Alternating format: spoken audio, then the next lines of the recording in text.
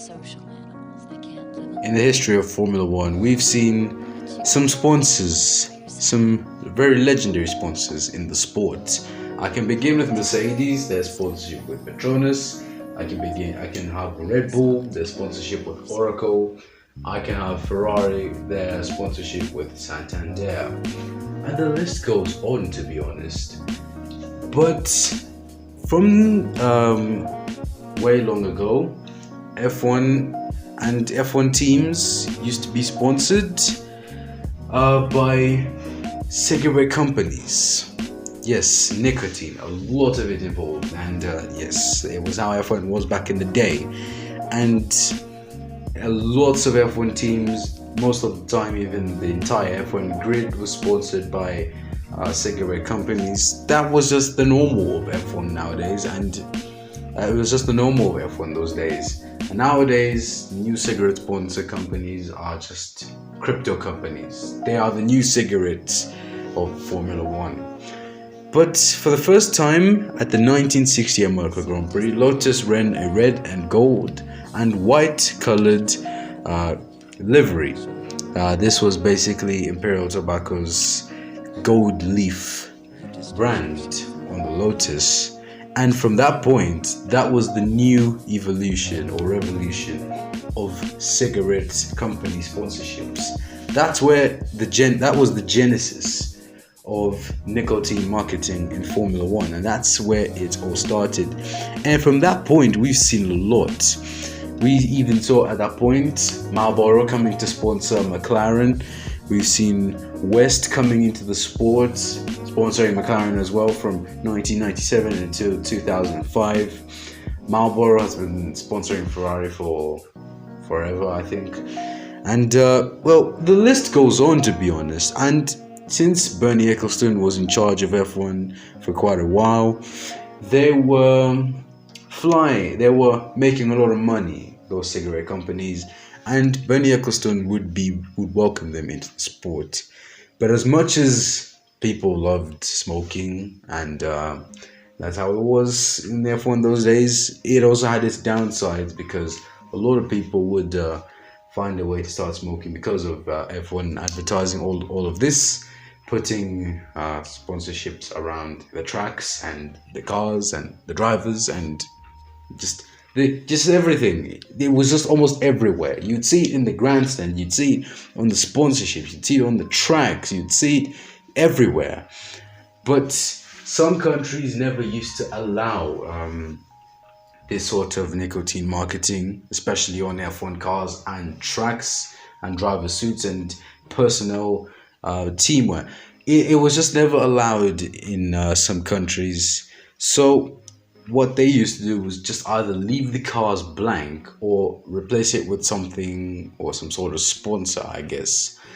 But the one thing that came to mind, or the one memory of trying to hide a cigarette company in a country where it was banned, was Ferrari. Ferrari were the very smart ones, because since they used to be sponsored by Marlboro from a period until 2011, I think they stopped in 2011.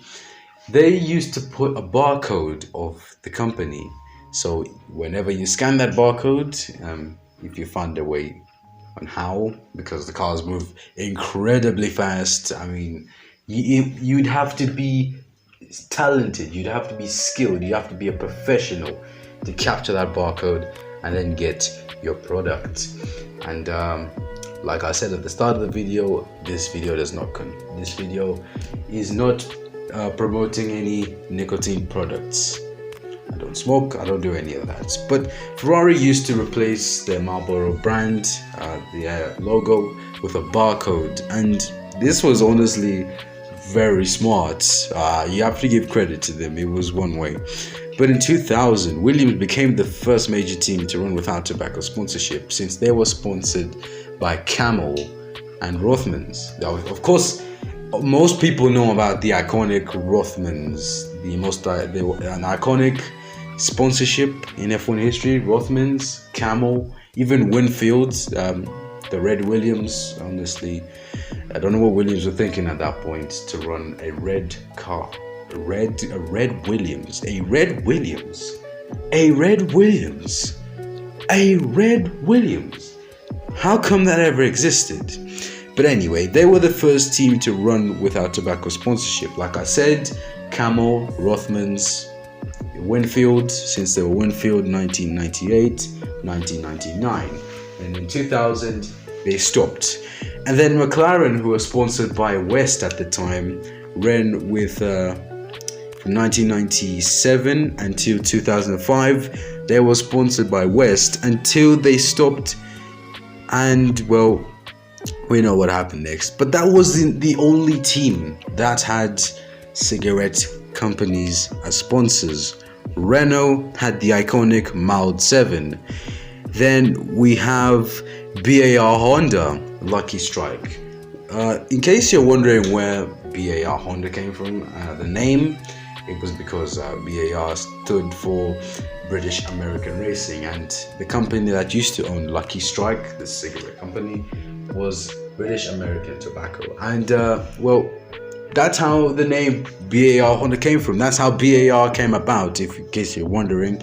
So there was also Lucky Strike for BAR Honda. There was Camel for the old Lotus team. There was John Player Special. There was Mild 7 for Benetton. There were all sorts of them. There was Benson and Hedges for Jordan back in the day. There was, I always get this pronunciation wrong, Galoises for Prost GP, and for Ligier. And nowadays we don't see those type of companies in the sport, but if you know, you know. McLaren have Vuse, I don't know what it's pronounced as, and Velo. Those are the only two nicotine companies that are still in Formula One today, although sometimes they're not always there. But those are the only two companies that are still around. And yeah, that was just a lowdown on some of the companies that were in F1 to promote nicotine marketing. And at some point, all of these companies left the sport because, well, nowadays we're all about sustainability, climate change, and whatever. And that was the story of F1 in the cigarette period. And nowadays, well, like I've said, we had Velo and Vuse. I don't know if that's correct pronunciation. Those are the only two nicotine companies that are still around today, that sponsor McLaren. And well, just a reminder for you guys, don't smoke. Smoke at your own risk. But this video does not promote any sort of nicotine products, cigarettes, tobacco. It does not promote any of that, and you should not smoke. I'm not promoting any companies here, but thank you guys so much for watching. If you did enjoy this video, please remember to smash that like button. Let me know what you thought in the comments about this video, and if you were watching F1 at the time of these things happening, and if I've probably forgotten any other companies that used to be sponsored by cigarette companies, like the same way I forgot Mission Renault sponsor Ferrari until now. So yeah, so thank you guys so much for watching, and see you next